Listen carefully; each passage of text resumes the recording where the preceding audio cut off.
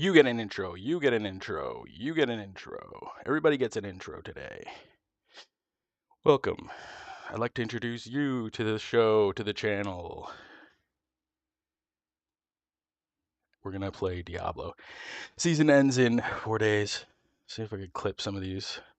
See if I can maybe clip the seasonal achievement. Probably not. It's probably going to take way more time than I wish to invest in it. But that's okay. That's all right. Get the big butt. You have a big butt. You put it right in the camera. Yeah, you sit on my keyboard. You put your big butt right there. Yeah, big babies. Yes, yes, yes. I love you. Your game is ready to play. Oh, I could play Steam Linux. Oh, cool. How do I play that? Linux Steam? How do I play that? Can I play it? I should probably update. I should probably update my whole system. But, let me just to jank up all the fucking aids that's in my computer. Perfect. I'm going to exit Diablo real quick. Excellent. It exited itself. It's like, oh, your computer's updating? Oh, sorry, we can't pause your computer with Blizzard aids. Just go ahead and update your computer and then we'll fucking corrupt everything. Absolutely, no problem. Just give me a minute here. I should have done this before I started streaming, but hey. I'll throw my computer update data into Meta, YouTube, Google nightmare zone. Alright, thanks, Diablo. You just shut off on your own. What the fuck is this? Oh, what the fuck? That's Steam Linux? There's like a little Steam Linux thing that shows up now. You've installed the Steam Linux. Steam Lumix. Are you big baby? Diablo 4 is running. Oh, it's still running. Oh, okay, well, I meant to stop it because it's fucked up. Does it have 2 instances running now? Mage Arena. Welcome to Mage Arena. That's not the one we're going for. That's the one. And then we got some political stuff going on up here. We got Rick Switzer, the U.S. trade negotiation guy.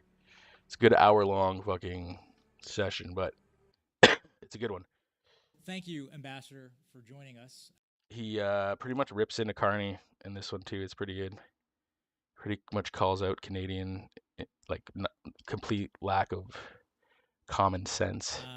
Really appreciate you taking the time. I'm going to offer a quick introduction. What the fuck are our guys like this? So I want to know. Ambassador Rick Switzer is the deputy Apparently United she's in States Ukraine. representative. Or does she even do anything? Is she even the finance minister anymore? Negotiations with American allies and partners around the world, and we'll get into some of that in just a moment. Before that, he had his own. I think I've seen our new finance minister. He's like useless. Just feeling retired. I forgot. If I recall, Ambassador at Embassy Beijing. But I think relevant to this group, Ambassador Switzer was also a founder, which people may not know about him. So he's had experience founding a company and working in the U.S. government. I can't imagine two more opposite experiences in some ways. And I think it was a wireless technology company. So maybe you'll tell us about the differences between being a founder and putting on a suit. Now you want to go outside, and a little bit. I want to begin with a kind of fundamental and simple question. Give me an hour. Into a back and forth, It's my day off, a big theme of this conference, and I want to go exchange my pressure washer for a better pressure washer. You know, we go to the fucking store and you buy something, and then 2 days later it goes on sale, and it's like you haven't had time to use the thing, so it kind of works out. I just bring it back, be like, can I give you $30 and you give me the next model up? That'd be great, thanks. I hate myself. I hate the economy. I hate everything. Thank you.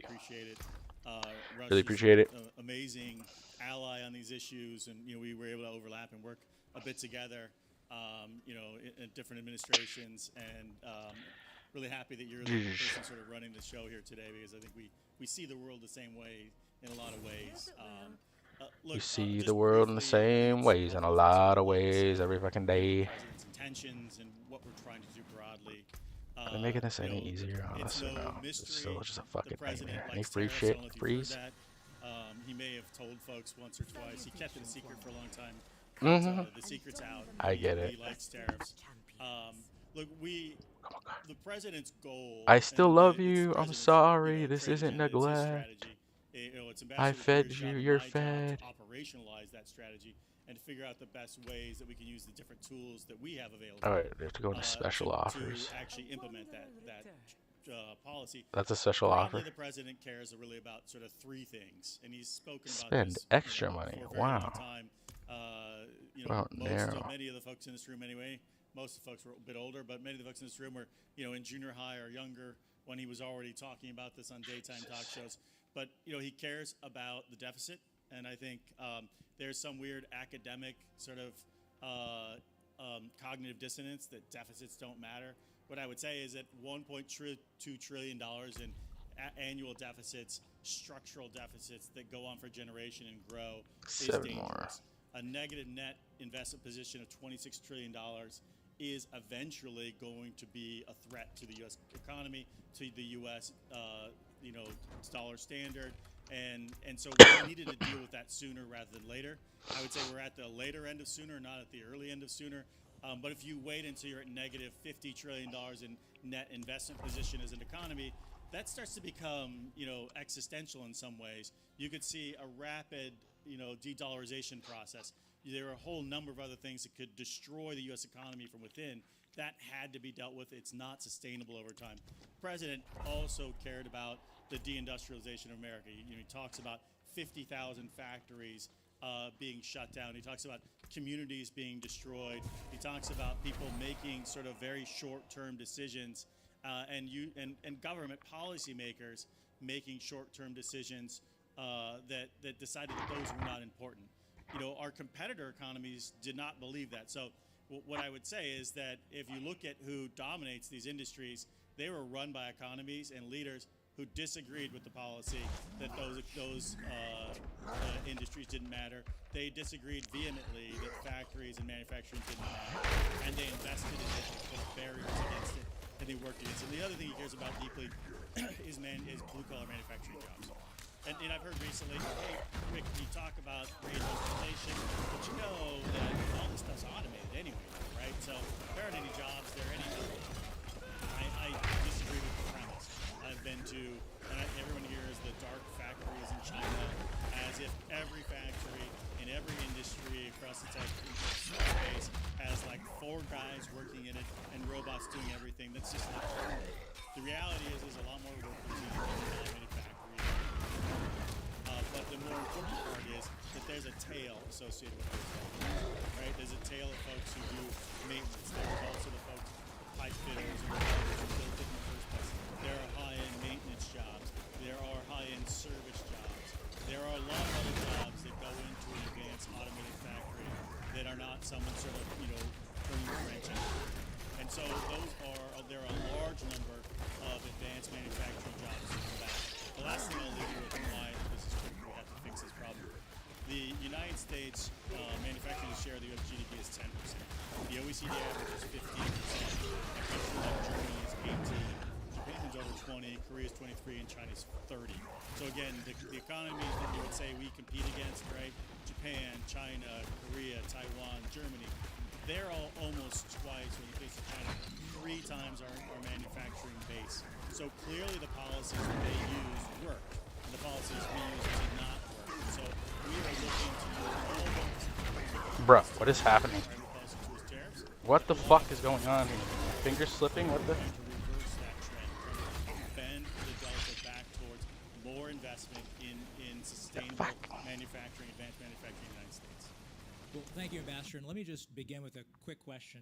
You have been responsible for negotiating, I think, something like maybe 5 to 9 different. I've just been pushing the same fucking 5 buttons for like the last 200 hours. Major economies, Japan, India, etc. I'm the one. I'm curious if you could I take haven't all played the for a folks while, in this room actually. behind the scenes. What is it like to negotiate one of these agreements?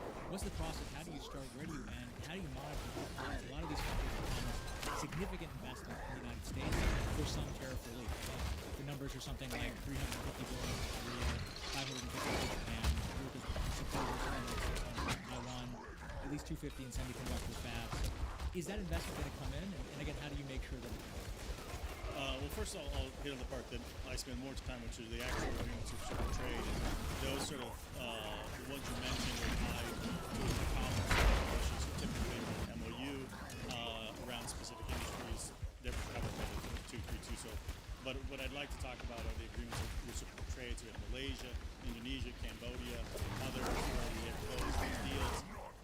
And what we have done is take, well, first I want to give a shout out to my assistant USTRs, who run these different shops that did the real heavy lifting and have been working at this stuff, we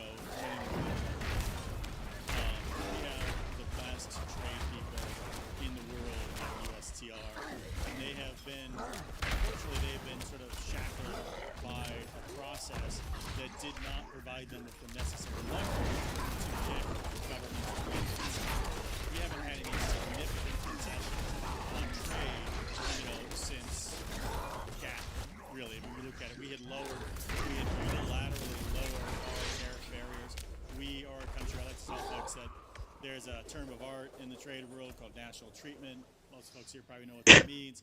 But national treatment simply means that we treat your firms like you treat our firms, or we treat your firms like we treat our own in our economy. And I would argue the United States is the economy that practices national treatment more completely than any other economy in the world, and it's not even close in most cases. So I like to say, if I'm Hyundai and I have a factory in Louisiana, the governor of Louisiana will come up and talk to me, talk to Ambassador Greer, and he will lobby on behalf of Hyundai and that factory in Louisiana as if it's an American factory, as if it's his own factory, right? And the laws apply equally. There are no special rules for Hyundai's ability to gather market share for their domestic U.S. production. The same is not the case anywhere else in the world. So there's sort of that piece that is seriously problematic. But we haven't actually dealt with any of these problems probably since, literally GATT, maybe the beginnings of moving into WTO. And we now have given these amazing professionals the kind of leverage that they need. And they have a laundry list of problems. They have been tabulating and tracking these non-tariff barriers and tariff barriers for generations. And what we've simply gone in and said is, hey, the most valuable asset the United States has is our consumer market. The United States consumers are over 25% of all consumption, right? And not all consumption is equal. The profitability of selling to U.S. consumers is also significantly higher because, as I just described, the regulatory barriers, the cost of business in the United States, the cost of acquiring customers and the cost of servicing customers in the United States for any product is almost invariably cheaper. So the cost of servicing a customer in Europe is, Italy, you're going to have someone who knows Italian, someone who speaks Italian, right? I also have the French, I have the French rules. They have to speak French. They have to have the French labeling, right? So going into Europe is going into a bunch of different economies. It's not really one economy. Sure, there's sort of a tariff wall at the border and a regulatory wall at the border, but that's just the first start, right? Once you're in the United States, you're in the United States. And so that enormous value, the greatest, most valuable market on the face of the earth, is what we've unshackled them to say, hey, it's a privilege to sell to American consumers. It's not a right. There's no fundamental right coming from France or from China for that matter to sell to American consumers. The U.S. country as a nation, through the president and the executive branch and the Constitution and the Congress, get to decide who gets to come in and what fee they have to pay and what the terms of entry are. And most of my day job at Netflix is actually taking down barriers, using the tariff, using the threat of tariff to get people to take down barriers. So the arts, for instance, I encourage you to read them. We have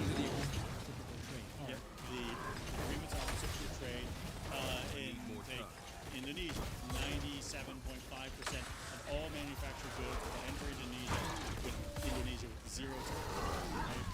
Some of these have tariff lines that were 20-some years.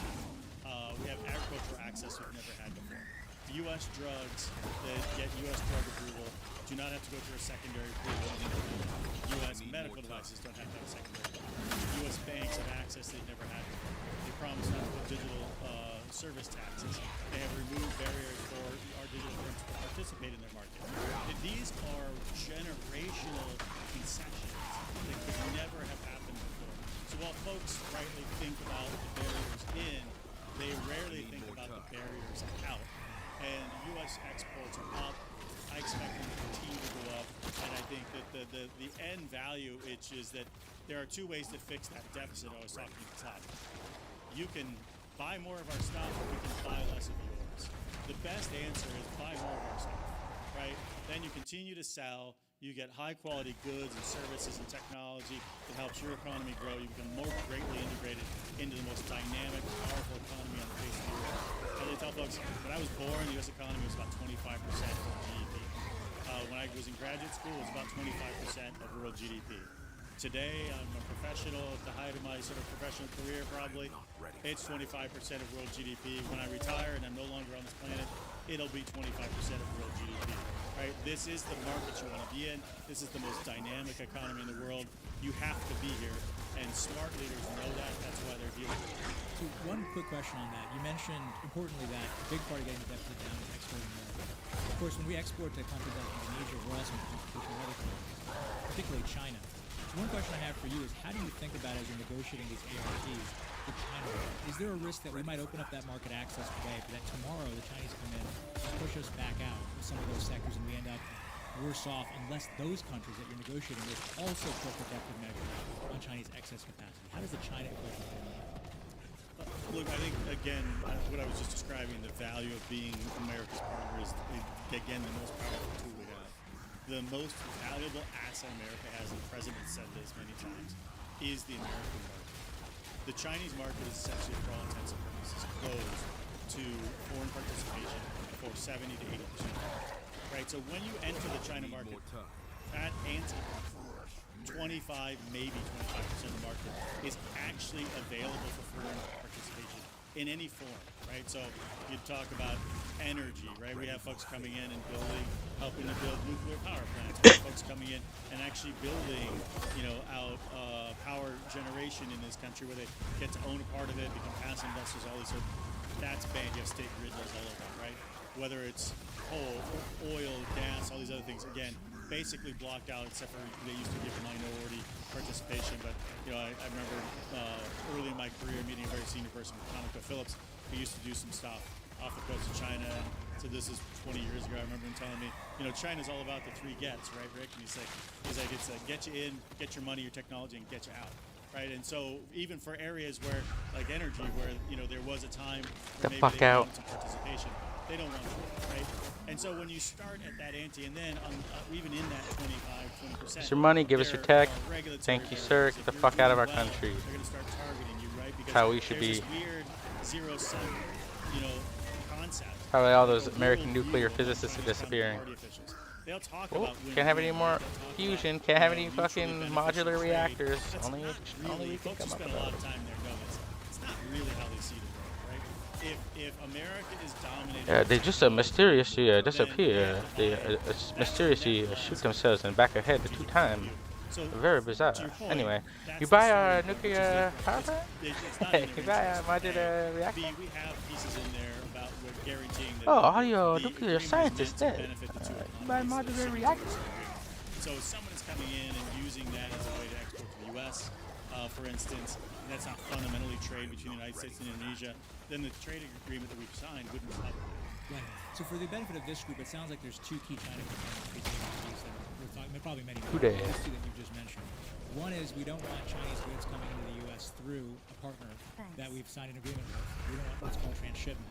And that's a big focus of yours, we know. And a second question, though, is when we open up that market access in Japan or Indonesia, how do we make sure we're the ones who get to keep it and not China? Are you finding that these countries are willing to put up barriers for Chinese exports to, say, Indonesia or Malaysia? Or that is a big part of the Malaysia agreement to say, all right, we're going to do this agreement with you, but in exchange, you've got to make sure that you don't surrender your market to China so that it's open to others. That building that scale collectively, how often do you think about that? Is that a big part of the negotiation? No, it is, and that's why we're doing this agreement bilaterally. Why we're not doing sort of plurilateral discussions on trade for this very reason.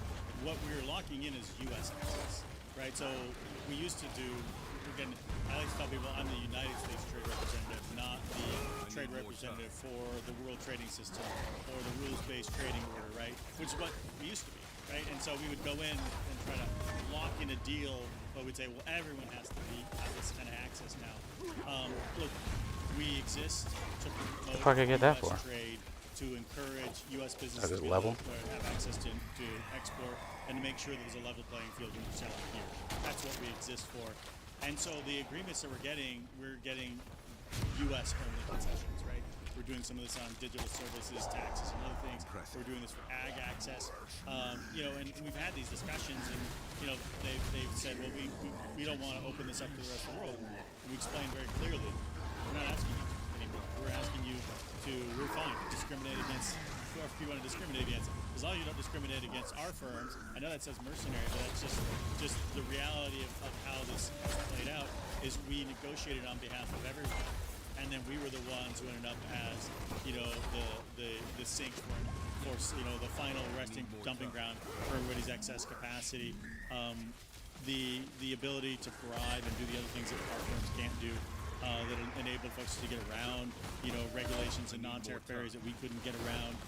So we were, as you said, we were sort of opening the playing field for others. We're just not doing that anymore. When you get us in, I guess the last question on this point is, when you're able to get us into those markets, are you able to get Look, I mean, I don't want to make this a really, you know, right, the president's going to go there soon. You know, this is about primarily where I focus is on what does the United States need to do to be successful, right? And you know, look, the president will say, hey, you know what, the Chinese are doing what they think helps make them successful, and the fact that U.S. administrations didn't take the action necessary to defend ourselves is not really China's fault. It's not China's problem. It's our fault. It's our fault. It is our fault. He's absolutely right. It's not their job to make sure we get a fair shake. It's my job. It's the president's job to make sure we get a fair shake. And so in that regard, I think what we're just trying to say to folks is, look, our market is the market you're going to make profit in.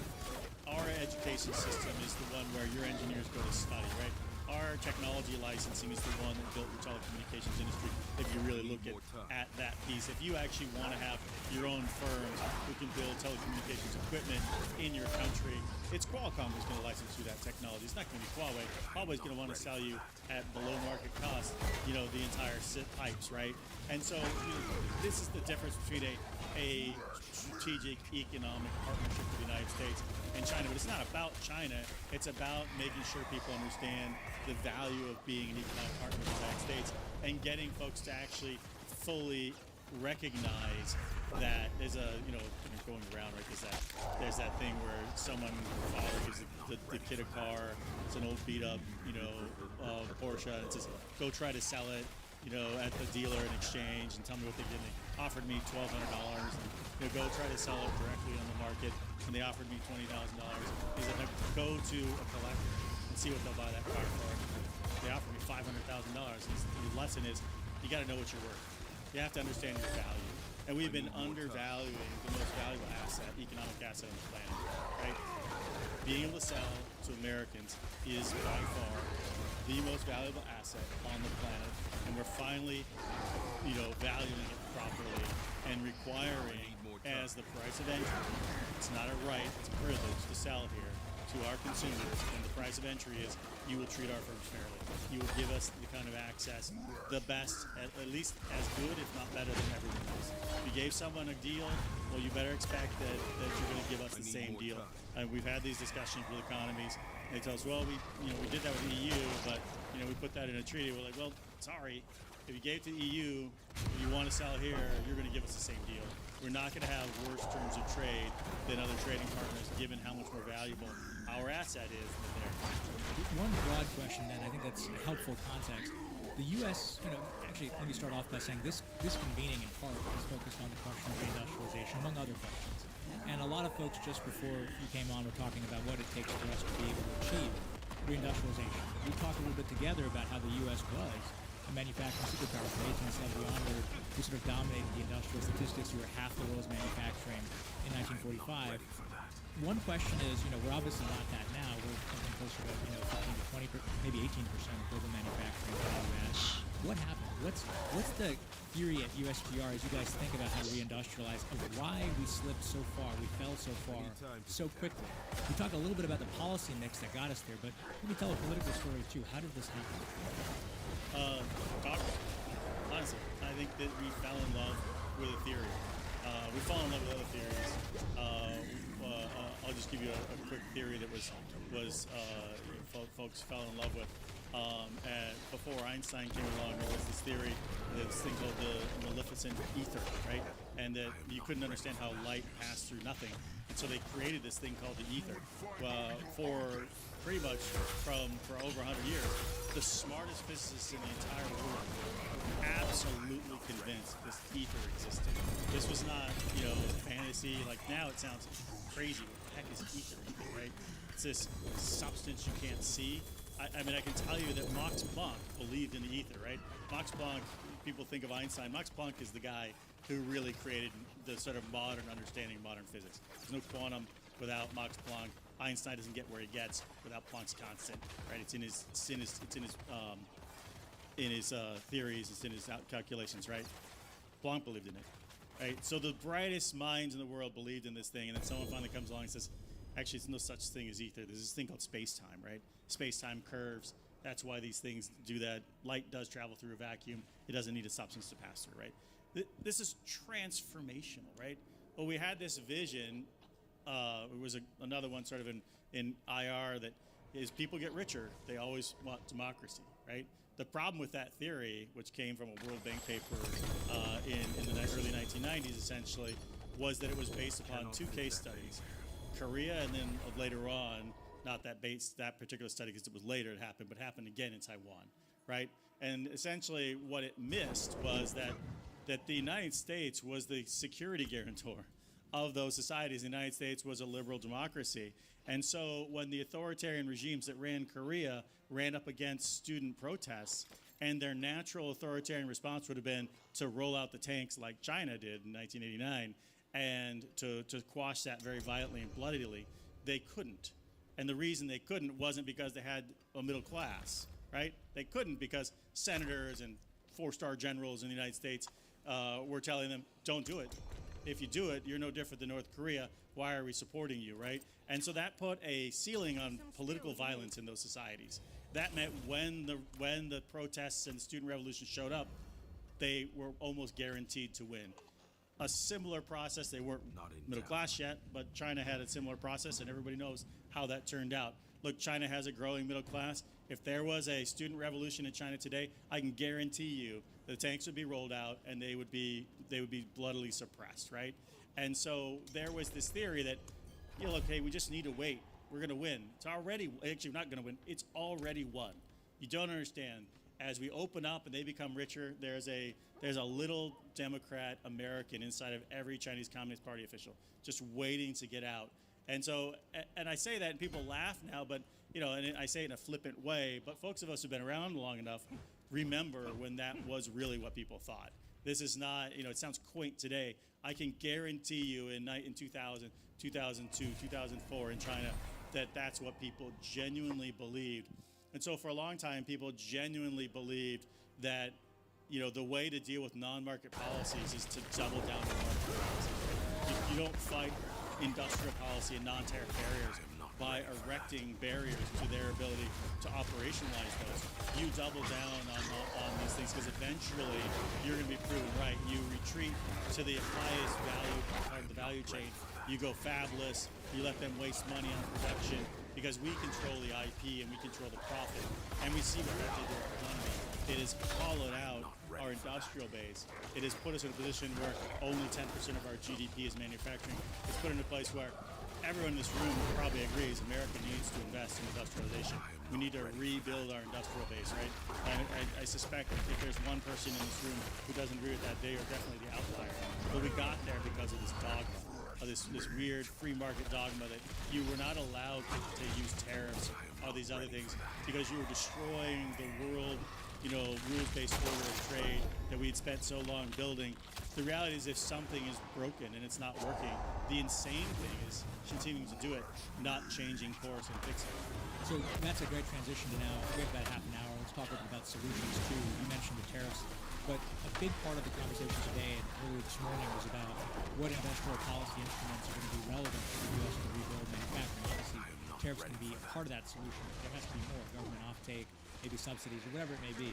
So I guess one of the questions I have for you is, how does USTR work with some of the really interesting efforts underway in the Trump administration at places like the Office of Strategic Capital or DFC, we had Ben Black here yesterday, or XM, which is thinking more about how they can finance, factory construction. How does are you guys in the room with them? Are you talking with them about what they need to make some of that stuff work? How integrated is our industrial policy across these various parts of government? At the principal level, there's a couple times a week, some weeks, at least once a week. Our principals, Ambassador Freer and Secretary Bessent, Secretary Lutnick, they get together and they talk, these issues all the time. At the next level down, it's a little less of that. Look, at the bosses already got together and are coordinating at their level. It's helpful to have us coordinate. I would argue a lot of times it was sort of I remember being in other administrations. There's a great deal of coordination down at the sort of director level. I was and then clearly fucking sort of a that useless tit regular there. Interaction at the principal level. So I think this administration, in that regard, is different. It's as tied together as you could want. They all sort of go back to the president at some point with, hey, this is what we think is the right thing to do for your policy, sir. What do you think? The president is deeply involved. He reads our agreements on reciprocal trade. He knows the trade agenda more deeply than other presidents. Generally, this is the thing he cares about. He clearly talks about it. He's focused on it. He talks to the leaders. He asks really deep, pointed questions about very minutiae things with Modi and other leaders. So in that regard, I think we're very tied together. But folks are exceptionally busy, and so I'll admit I'm not meeting with this isn't at all fucking capital guys all the time. I spend a lot of time with Treasury and Commerce, for instance, because of sort of and the NSC. That's sort of the structure that we have. But what I would say is, with regard to sort of the big policy pieces, is that all of those things you mentioned are necessary conditions, and so this is sort of for critical minerals as well, right?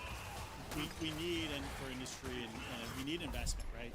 And we need folks to prime the pump, and we need to make sure that capital is going there.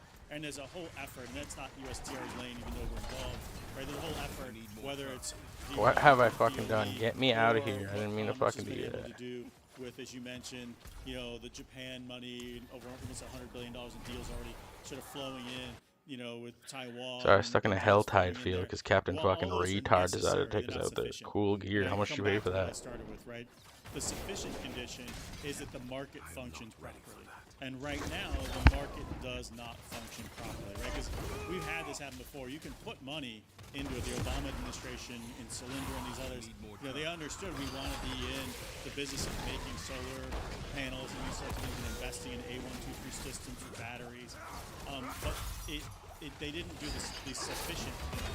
They did some of the necessary things, but they didn't protect the market. And so eventually, industrial policies, subsidies, and non-market distortions destroyed those investments.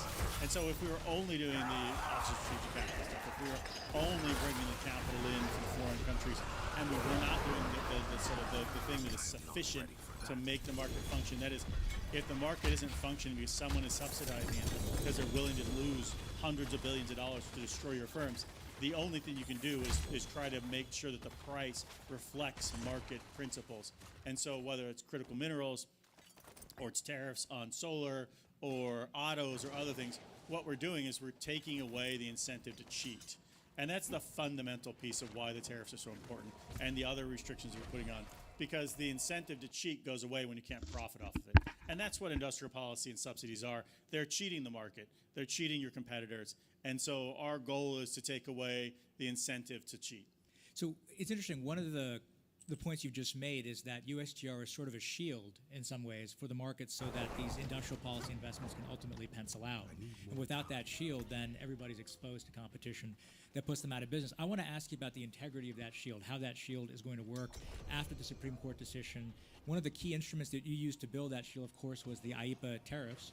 And the Supreme Court has sort of overruled the use of those tariffs in this particular set of cases. So I'm curious, can you tell us a little bit more about how USTR is using other authorities like Section 301 or other ones besides that to find a way to build that tariff shield again? Is it working, and how long will it take?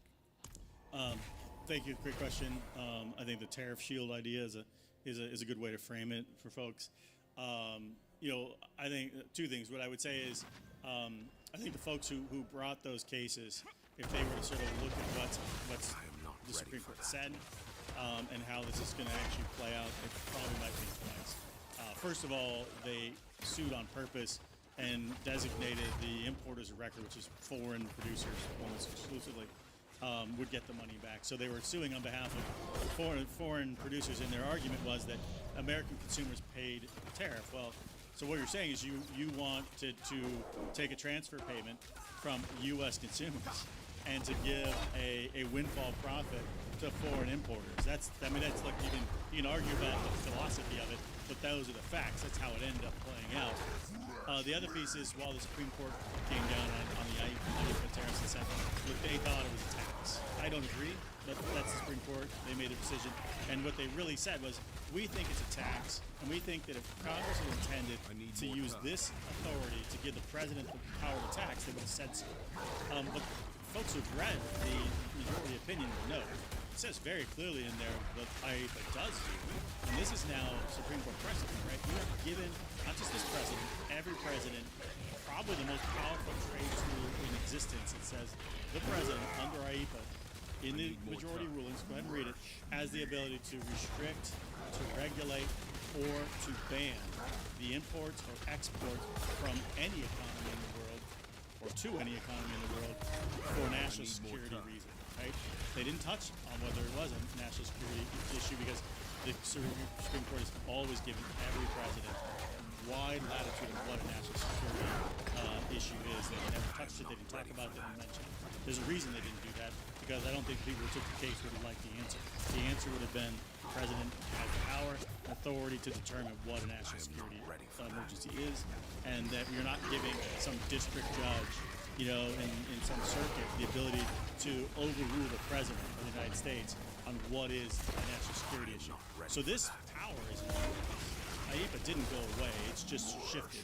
So to the other piece, we immediately put up the 122 tariffs, those at 10%. They're time-bounded. The president could just come back and renew it, but we're not going to do that. There are a lot of us who always wanted to do the 301s. 301s are time-tested. They're Supreme Court tested. They are different administration, different party tested, right? The China 301s have stood every test you could throw at them. They're still in place. They were in place under the Biden administration. They were, they weren't removed or really adjusted hardly at all. And so the 301 tariffs that we're taking, these are based upon long-standing trade issues. You can read our national trade estimates. They're deep in the national trade estimates. Go down a country. They're named in our 301. Go read our national trade estimates 5 years ago. You're going to see all the evidence you need about what we're talking about. We've been tracking structural excess industrial capacity based on those subsidies and monetary barriers I'm talking about.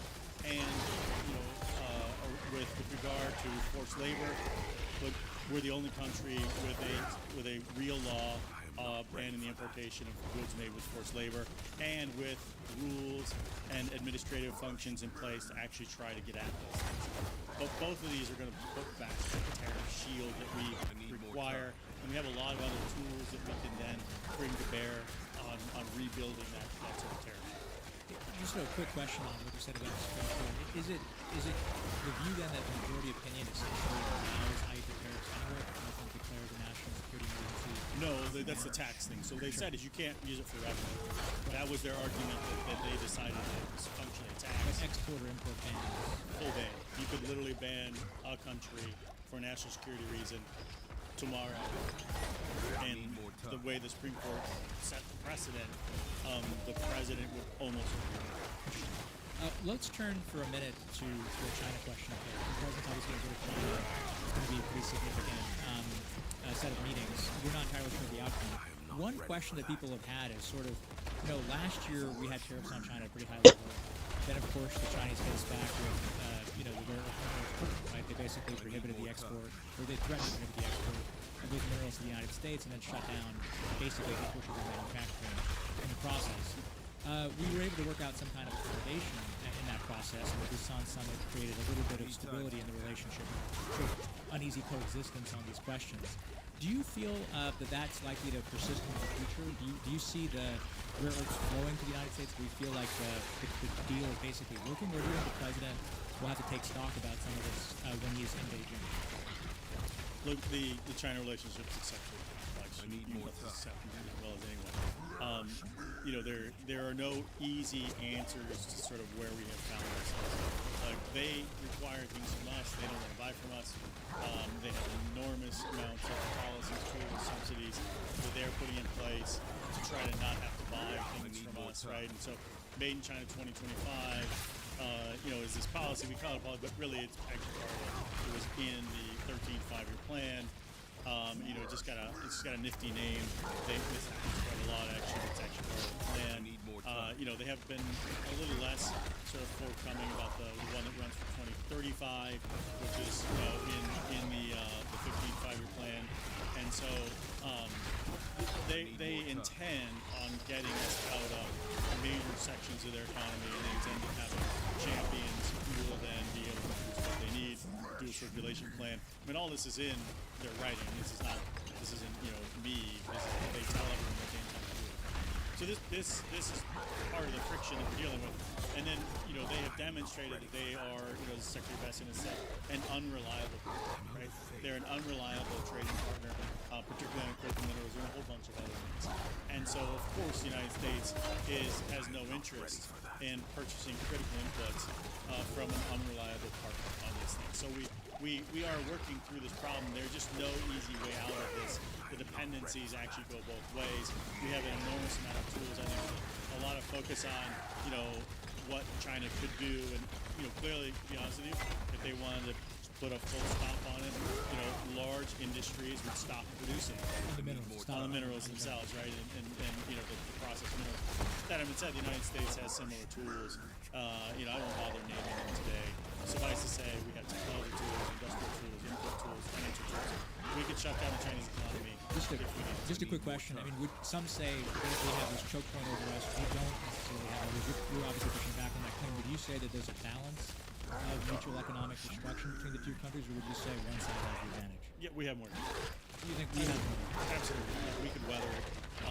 If you put us in a position where we absolutely have to, you know, if industry was forced to go into an operation warp speed on, you know, critical minerals, I can guarantee you if Japan's industry and U.S. industry and the European industry absolutely had to do it, that it could be done in a matter of 6 to 12 months, and then they would never. I don't know if I clicked off screen, but like nothing was working. Like I was caught. I don't know what the fuck. 6 to 12 months away from sort of crash course in order to be able to have those things. We actually have more power than they do. They're just more willing to use their power and be upfront about it. I'm not going to mention the tools we have because when you use a tool, like you get to kind of use these things once, and then they lose their value over time, right? We have no intention of using these tools unless it works. We have enormous amounts of economic technology leverage on the Chinese economy that if forced to, we could bring to bear. We could shut down whole sections of their economy if we wanted. And for now, there's sort of a stability between the two sides, I think, that might persist beyond this Beijing meeting. I guess the only question I'd ask is, stability allows both sides to buy some time. Is the Trump administration's theory the case that we can use this time well, we can invest in reindustrialization, as many in the administration are doing, and we can also use the time, as you mentioned, to break some of the dependencies that we have on time? Is that basically the theory of the president? Yeah, look, the president wants us to reindustrialize. I don't think he really focuses on it. I honestly don't. I don't think, you know, look, I got a China background. You got a China background. We're talking about China. So I served in the NBA twice. I speak Chinese. I taught at Beijing University. Nice. This is in China. I spent 7 years.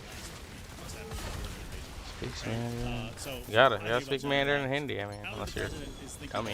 Like if America does what it's supposed to do to make sure America's prosperous, it's not really China per se. It could be anyone, right? You know, he would be concerned if we didn't have the oil we need, if it was coming from Saudi Arabia, right? Like he would be concerned about these things. And so I think from his perspective is we invest in ourselves. If we, you know, treat our market as the valuable, you know, commodity that it is, if we make sure that folks reindustrialize, if we don't make stupid mistakes, that we're going to be just fine. In the end, we are the more dynamic economy. And so long to load at the other end of this, and that, you know, China will do what it's going to do, but in the end, if we take care of our business, we'll be just fine, right? And so when you, I mean, the NBA playoffs are going on right now, and you talk to any coach in the NBA and you say, you know, what are you going to do about these guys? And they'll say, we're just going to do our game plan. If we do our game plan, if we execute our game plan, we can win. But you know what? we could still lose, right? If that means we don't execute our game plan, if we don't do the things we need to do, if we don't invest in ourselves, if we don't create the incentives for capital to invest in manufacturing, for patient capital to come in and build things like rare earth processing, or printed circuit board manufacturing, or legacy chip production, or specialty chemical production, right? If we don't do those things, then we're never going to get off the dependency, and we're still, and it's not just China. We'll be in a hollowed out economy that is not secure and that is very lopsided. It'll be a developing economy, commodity base, and some sort of 21st century technology leadership, and the whole middle will be like a donut. It'll just be missing. If I didn't need 7 of these, I would fucking. So that's a great transition to some of the questions about what it'll take for us to be able to realize that affirmative vision. One question I have is about the role of allies. I mean, are allies critical for us to reindustrialize? What role do they play, in your mind, in sort of recatalyzing the American industrial base? Look, we want trade and investment. That's right? their boss. If you look at boss. the MOUs, they're designed to get partner countries to invest in America, to bring their firms in and be partners to build industrial production, right? That's the sort of exact opposite of we call them barriers, but look, what we're trying to use is the access to the U.S. market to actually drive further economic integration in some ways, right? So if you've got a Japanese specialty chemicals company, like we could try to figure out how to find some startup and start from whole cloth. Right, or just buy it. I don't know. I thought my fucking fault this game fucking sucks dick. I'll install it on my main drive. It takes 6 million years for me to load the fucking next area. And then make sure that we tear down tariff barriers so that our leading hyperscalers. It's my fault that fucking retards that made this game are retarded. And the pieces that we do well, that sort of comparative advantage piece can actually finally work. The problem is that we were the only ones really sort of practicing comparative advantage, and everyone else was targeting key industries and sectors. And look, there are segments of the economy. How do I get the mercenary screen? What's the fucking shortcut? Shift M? Cool. Cool. So do we need new keys and stupid dumbass transition things? We're part of an integrated global economy, and so we are happy to see that go back and forth. And I'll just go back to the part at the very beginning. Let's go visit this little have to be here. Fucking child. You don't have a choice. Better roll me some good equipment, you little bitch. Their stocks at all-time high. Their record profitability. They are selling, high bandwidth memory at prices they never imagined in volumes they couldn't have hoped for. The United States is 70% of their sales and profit. Korea accounts for 3% of their sales. Can Hynix survive without the U.S. market and thrive? No, of course it can't, right? So is it in Hynix's interest to be further invested? Where did all that go? How did I click on that and it just There's didn't? a theory of the case right now that, and I'm certainly argued the point as well with my co-author Kurt Campbell in a piece, that we need to get allies to work together to build scale. Kurt Campbell. Like part of what you're saying is that's true, but it has to be on terms favorable to the United States as well. One question, though, is others are saying, well, it's going to be very hard for us to work with the allies in the future. They're upset about stuff like Greenland, about Hormuz, about tariffs. And as a result, at the end of the day, we may not have the team we need. They may not be willing to work with us the way we want when the chips are actually down 5 years out or something. Obviously, your view is different. If you could articulate a little bit why you think those alliances are stickier than others might suggest. Yeah, look, I think, you've heard this. I've heard this across different administrations. I've heard from countries, and I won't name them, when we began to ramp up around some of the trade stuff, some of the China trade stuff again. And so I think it's not China per se. It's the activity and the policy that is detrimental to U.S. economic security and U.S. interests. That's the problem. It's not per se the country. But I have had conversations in Asia and elsewhere when we were ramping some of this up under different administrations. And I was told, hey, don't make us choose between you and China. You might not like the answer, right? So this is not a Trump thing. So first of all, if you have a lot of allies who had signaled very early on, like, we're your allies when you're doing things for us, but we're not really your allies when you need us to do things for you. When you ask us to do something difficult, like put up a barrier or not sell a robotics company called KUKA or some of these other things, which is damaging and detrimental to their own economy, let alone ours. They're like, that's a difficult task for us, right? So I think having some discipline on reminding folks how valuable it is. There really is no other choice. What I'll say is that the countries that are led by serious leaders, and I'll say President Sheinbaum is a serious leader in Mexico. When we came in and we were talking, and Ambassador Greer was just there, we're talking to Mexico about this, and the president has spoken to, directly about this. They've been very serious. Look, we know the United States is our most important economic partner, that it is the policy of President Sheinbaum that the United States and Mexico will have a positive economic relationship, and that we know that we'll have some friction and we'll have to figure it out, but we're going to figure it out, right? This is the bottom line. There are other economies who decided to make it personal. And Canada, us. I think Carney has made it personal. I think it's political malpractice for the Prime Minister of a Canadian, of Canada to pit politically himself against any president. I don't care what the president is, who the president is, what party they represent. It's political malpractice. Canada is dependent upon the U.S. economy. That's just a fact, right? Yeah. That's not hubris. Period. That's not logistically. There's no fucking ifs, ands, or buts about it. Can change, right? The fundamental fact is geography wins out. Canada is located where it's located. They can't. You're stuck with your roommate. What do you want to do? Have a good relationship with him, or fucking have a fucking nightmare relationship? Underperforming and not doing well, and Carney can feel superior, or they can have an economy that participates as a partner of the U.S. economy, and Carney can do what a grown-up should do, which is figure it out, and come like President Sheinbaum and decide that the United States and Canada will have a positive economic relationship.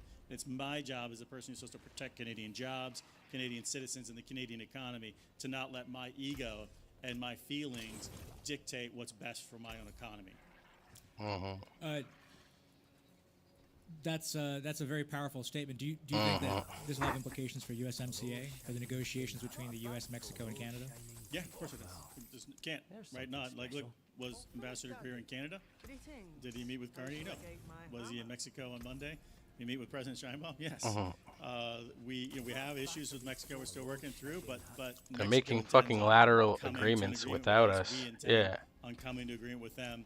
And Canada's shitting themselves, yeah. And Canada's shitting their pants, wearing their fucking adult diapers. There's not a grown-up in Canada in charge there. You don't go out of your way to antagonize the leader of the country that you are absolutely existentially tied to. It's just right? Unless you're planning on fucking going to war with them. I think we're coming up on time. Unless you have a bunch of insurgents from another country in your country. Let's say, I don't know. Millions of Indian and Chinese people in your country that are ready to fucking start fucking going to war.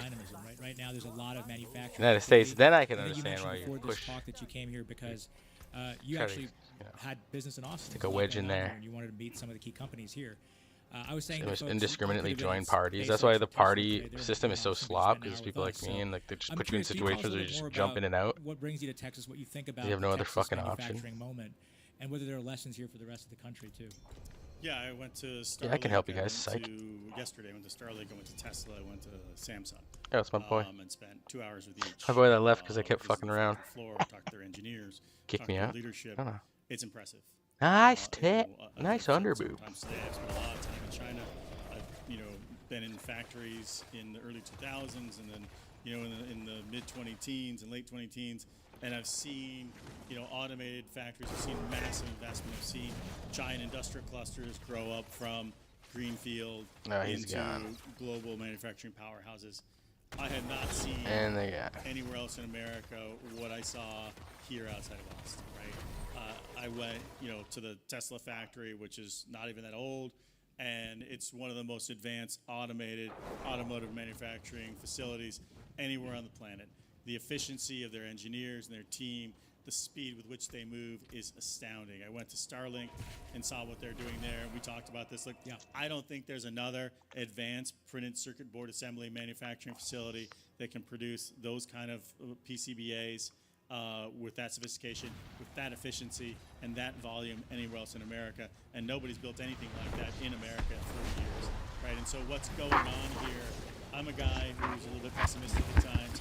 I've had trouble sleeping at night because I know a bunch about supply chains and industrial bases and military and lots of other things. And Oh, they got a banger on times when this. I found Nice. it hard to sleep at night. They got a I'm beast gonna mode sleep better lady if I can doing big spend, damage. 2 Very days in nice. Austin, visiting those places and seeing what it looks like when America invests in itself. It's impressive. Well, and this is a good note to end on, I think. People talk about China having, Shenzhen. It's the place where all the consumer electronics manufacturing, a lot of other manufacturing takes place. And there's a view that this Texas triangle here that you're visiting today, that can be sort of an American Shenzhen. Wow. Would it be How fair the to fuck say did I that there's a think lot of about outcomes that you might assess your policy by, but one is going to be whether or not we're able to build something like that in a place like Texas? Would that be a fair way to say that when you look back on your legacy as Need deputy multiplicative. USTR, that a good measure of success would be, do we build an American Shenzhen? Supposedly there's multiplicative. Couldn't have said it better. Look, the president wants Multiplicative something, skills and out I there agree somewhere. with him wholeheartedly. And I think anyone who says we can't do it is just not doesn't have faith in America. The president wants a smartphone. Everyone knows this. He's absolutely right. You need to be able to have the capacity to build the device that there's billions of them on the planet. They're actually super complex. The manufacturing ecosystem that would be required to produce an American smartphone would require a Shenzhen-like cluster. If you could build enough of that here, you could do that. I think, and the reason why I care is not smartphones. They're great. They're a vanity project. A smartphone is, I'll have it in our pocket too. That's what we're up to. But 80% of the components in drones are the same as the components in this smartphone, right? So you have an economy that produces 1 billion of these perhaps on a million cases. Well, if you want to have, if the future of warfare is networked, autonomous, intelligent, and more importantly, attritable, cheap, attritable, which is where it also goes, then you have to have the economies of scale and scope that no other sort of capstone species product gives you but a smartphone. And so if you want to be able to have the kind of deterrent capacity to field the kind of weapon systems that are powerful and attritable, you have to have the industrial base to make that happen. And the military isn't big enough. No other market's big enough. There's only probably two, the automotive electronics market and the smartphone market. If you don't have those and you don't have the ecosystem around them and you can't produce 100 million, 200 million of these things in your market, you're probably going to find the late 21st century very difficult for you on a military basis. Well, you said that you have trouble sleeping at night knowing everything you know about supply chains, so I guess after visiting Austin, you'll sleep a little bit better. Should we all sleep better too? Yeah. All right. Thank you, Ambassador Schweitzer. Appreciate your time. Thank you.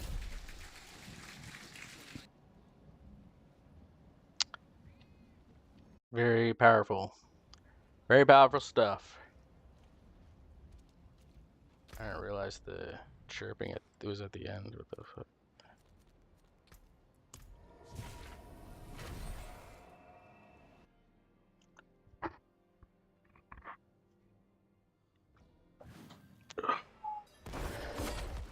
I am not ready for that.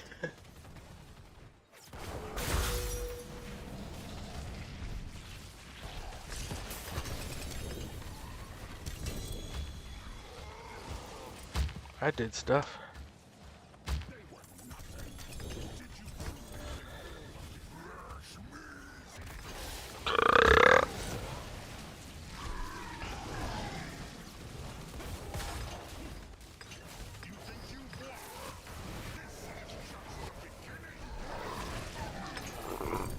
Yeah. Okay.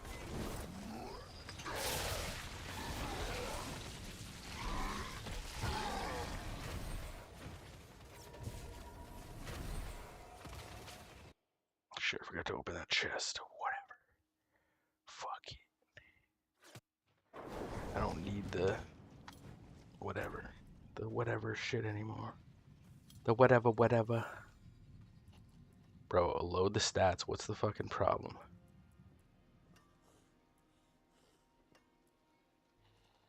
It's like, oh, there's multiplicative stats out there somewhere. You'll see them eventually. See some steel you need? Use it well.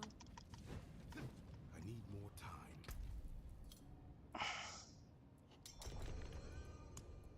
Two more. And then I'm gonna do this. These two more. And then asshole Roth.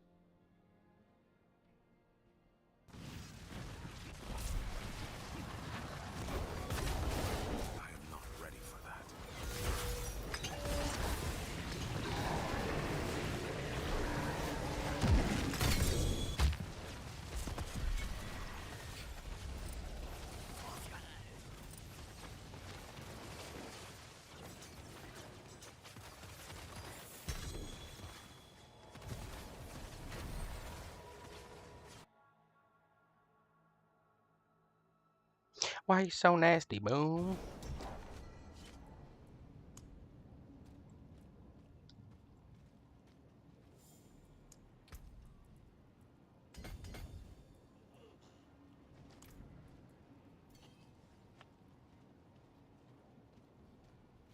Not in town.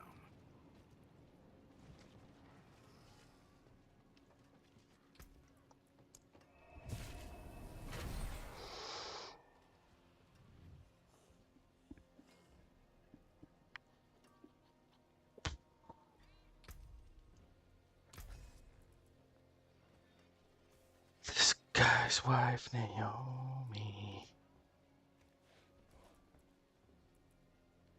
Blessed shield of shitting and farting.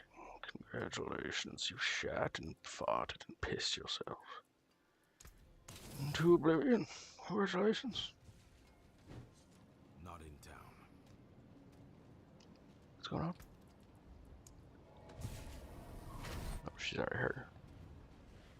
What are we doing? I got 2 more of these. This is good.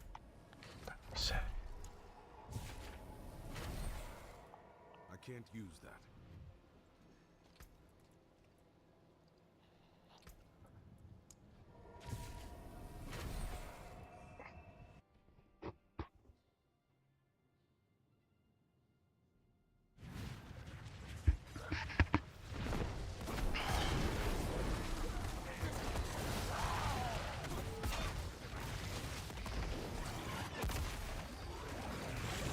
How much damage does this guy do? Is it the fucking electric guy that's cooking him up, or?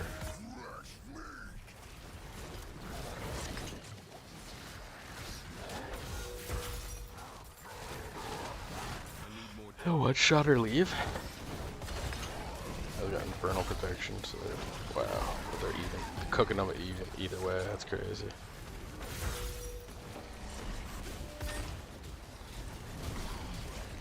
I need more time. How much damage is this guy doing?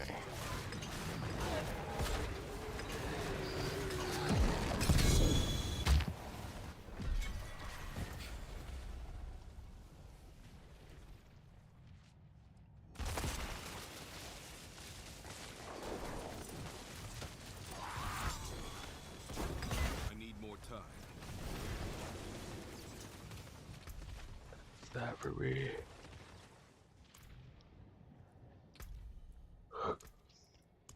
I can officially fuck off. Not fully, but the last couple of things that I gotta do are that I just gotta queue up into a T4 Herodic, whatever the fuck. Maybe someone's doing it. Maybe I get lucky. It has to be Undercity. I don't know. Is this the one? Boss layers. Oh, it's dungeons, right? Project Straw. Someone is doing it. Fuck. They're a little too slow. Shit. Shitsingly. Shitsingly slow. Oh, fuck me. Well then. No parties with those specifications. Fucking eat my bag.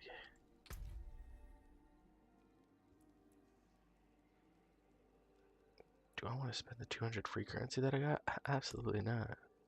1060 currency. Holy fucking pot. Absolutely pot. I cannot do that here.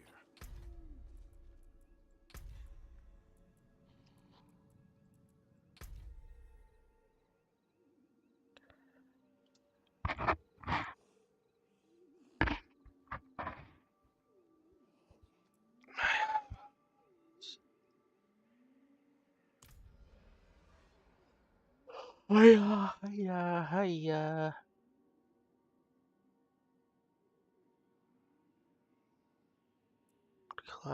Claim all the rewards to unlock the bonus reward. Wait, bro. I'm doing it right now, bro. Kill a couple more of these guys. It's 800 more of these guys. Sick, just boring shit.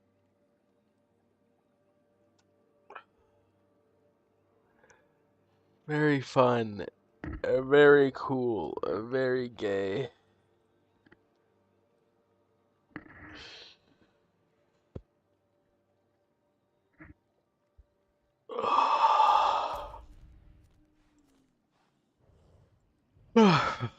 Well, how much time have we spent here? An hour? That's okay. That's about what I wanted to do. You got some shit done? There's 4 days left. Who fucking knows? Maybe I'll finish this. Next character is gonna be either a Necro or Barb. I was gonna go Barb, but apparently the Barbs have like 10 weapons now. You can't. So I'll probably just go with a Necro. I'll probably find the easiest build. I want to do a custom build if at all possible. There's so little options that you have in the game. I should be able to tweak some of the stats. I think I want some type of janked build. This game's janked enough. Anyway. Peace to your mother's grease.